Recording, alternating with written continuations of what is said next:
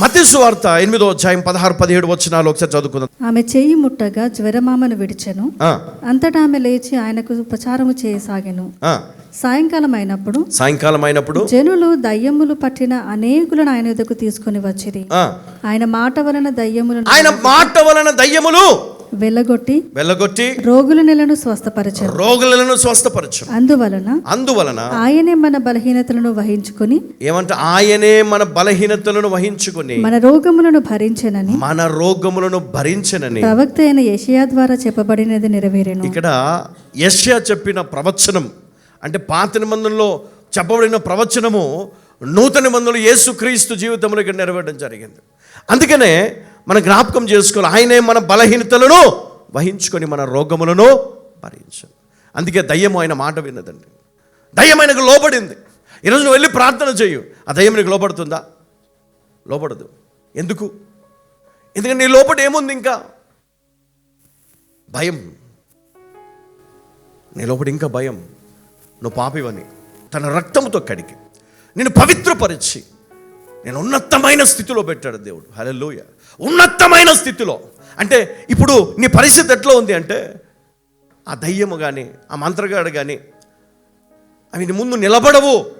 వాటికి అర్హత లేదు, ఆ మహిమ లేదు వాటికి. కానీ దేవుడు ఆ మహిమ నీకు ఇచ్చాడంట. హల్లెలూయ. అందుకే నువ్వు తల ఎత్తుకొని ఉండాలి ఎప్పుడు కూడా. ఎట్లా ఉండాలమ్మా? తల ఎత్తుకొని ఉండాలా. ఎప్పుడు ఉంటావు నువ్వు ఏ తప్పు చేయనప్పుడు కదా, ఏ లోపము నీలో లేనప్పుడు, ఏ భయము నీలో ఉండదు. ఎందుకు?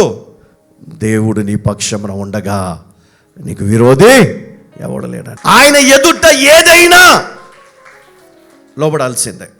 అది రోగమైనా, అది దురాత్మ అయినా, అది ఏదైనా సరే ఆయన ముందు లోబడాల్సిందే. అందుకనే ఈరోజు మనము ఆయనను ఆరాధిస్తున్నామంటే, ఆయనను ఘనపరుస్తున్నామంటే, ఆయన సన్నిధిలో మనము ఆయనను ప్రార్థిస్తున్నామంటే దేవుడు మనకిచ్చినటువంటి అద్భుతమైనటువంటి ధన్యత. ఎంతమంది గ్రహిస్తున్నారు ఇది ధన్యత దేవుడు నాకు ఇచ్చాడని? చూడండి, యేసుక్రీస్తు ప్రయాణించిన ప్రతి చోట ప్రతి వ్యాధిని, ప్రతి రోగమును స్వస్థపరచుచు గ్రామాల్లో, నగరాల్లో ఆయన ప్రయాణం చేస్తున్నప్పుడు అనేకమైన అద్భుత కార్యములు ఆయన ద్వారా జరిగినాయి. అందుకనే ఈరోజు మరి మనము జ్ఞాపకం చేసుకోవాలి, దేవుడు నాతో ఉన్నాడు, నాలో ఉన్నాడు. ఈ రోగము నన్ను విడిచి వెళ్ళిపోతుంది, ఈ వ్యాధి నన్ను విడిచి వెళ్ళిపోతుంది కదా, ఈ మరణకరమైన సమస్యల నుండి నేను బయటికి వస్తున్నాను. ఎంతమంది నమ్ముతున్నారు ఈరోజు? ఎందుకంటే చాలామంది విశ్వాసం ఉంటుంది వాళ్ళకి, కానీ కొంత దూరం రాగానే అవిశ్వాసము వాళ్ళ జీవితంలో బలపడిపోతుంది. అందుకనే వెనకకి వెళ్ళిపోతూ ఉంటారు. ఫెయిత్లో వారు ఎప్పుడు కూడా మరి యేసయ్య ఎక్స్పెక్ట్ చేసిన స్థాయిలో వారు ఉండలేకపోతారు. అందుకనే శిష్యులతో ఒక మాట అన్నాడు కదా, ఇంకెంతకాలం నేను మీతో ఉంటాను, ఇంకెంతకాలము మిమ్మల్ని సహిస్తాను నేను కదా, ఇంకెంతకాలము మీరు ఎదగాల, విశ్వాసంలో బలపడాలా, విశ్వాసం నిలబడాలా. ఎందుకంటే రాబోయే రోజుల్లో నేను మీతో ఉండను కదా, నేను వెళ్ళి తండ్రి దగ్గర ఉండాలా. దేవుడు నాకు ఇచ్చిన చిత్తాన్ని నేను నెరవేర్చుకొని వెళ్ళిపోవాలి. కాబట్టి నువ్వు బలపడాలి. అందుకే ఒక దైవజనుడు బోధించినప్పుడు నువ్వేం చేయాలి? ఆ రోజు ఏ వాగ్దానము, ఏ వాక్యం అయితే దేవుడు మనకు బోధించి ఆ వాక్యాన్ని పట్టుకోవాలి మనం. ఎందుకో తెలుసా? The truth will set you free. Hallelujah. సత్యము నిన్ను ఏం చేస్తుందంట? స్వతంత్రుడిగా చేస్తుంది దేవుని వాక్యం. అందుకే ఎవరి జీవితంలో అయితే దేవుని వాక్యము లేదో వారు ఎప్పటికీ వారు ఫలించలేరు, ఎదగలేరు, దీవించబడలేరు. అదే పరిస్థితి, అదే బాధ, అదే ఇబ్బందులు, అదే కొలిమిలో నలిగిపోతూ ఉంటారు. కానీ ఎవరైతే విశ్వాసంలో బలపడి యేసయ్యతో ప్రయాణం చేస్తారో, ఆయన చెయ్యి పట్టుకొని నడవాలని ఆశపడతారో, వారి చుట్టూ ఉన్నటువంటి ఆ గోడలన్నీ కూడా ఏమైపోతాయంట? విరగొట్టబడతాయి. వారందులోంచి బయటికి సంతోషంగా వెళ్ళగలరు. వారికి కావలసిన ప్రతిదీ కూడా వారు పొందుకోవడానికి దేవుడు కృపనిస్తాడంట. హల్లెలూయా. నువ్వు విశ్వాసంలో ఎదిగినా కొద్దీ దేవుడు ఏం చేస్తాడు? నీకు జ్ఞానమునిస్తాడు, నీకు తెలివినిస్తాడు, నీకు శక్తినిస్తాడు. నువ్వు విశ్వాసం ఎదుగుతున్నా కొద్దీ దేవుడిని పరిస్థితులను దేవుడు ఏం చేస్తూ ఉంటాడు? 30ంతలుగా 60ంతలుగా 100ంతలుగా విస్తరింపజేస్తూ ఉంటాడు. నీకు తెలియకుండానే నీ జీవితంలో అన్నిటిలో నువ్వు ఎదగడం మొదలు పెడతావు. మరి ఈరోజు పరిస్థితి ఏంటి? 0.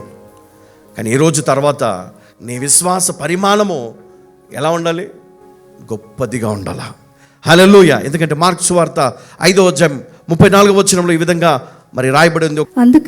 అందుకు ఆయన కుమారి నీ విశ్వాసము నిన్ను స్వస్థపరచెను, కుమారి నీ విశ్వాసము నిన్ను స్వస్థపరచెను, సమాధానము గలదానివై పొమ్ము, సమాధానము గలదానివై పొమ్ము, నీ బాధ నివారణై నీకు స్వస్థత కలుగుగాక అని నీకు స్వస్థత కలుగునుగాక అని ఆమెతో చెప్పాను. ఏమన్నాడమ్మా? ఏం చూశాడు దేవుడు? యేసయ్య ఏం చూశాడు? ఈమె లోపట ఏం చూశాడు? విశ్వాసం.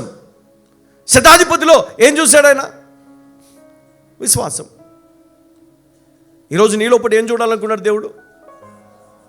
మరి ఆ విశ్వాసం లేనప్పుడు అద్భుత కార్యాలు జరుగుతాయా? చెప్పాలా? జరగవు. మనం ఏం చేయాలి?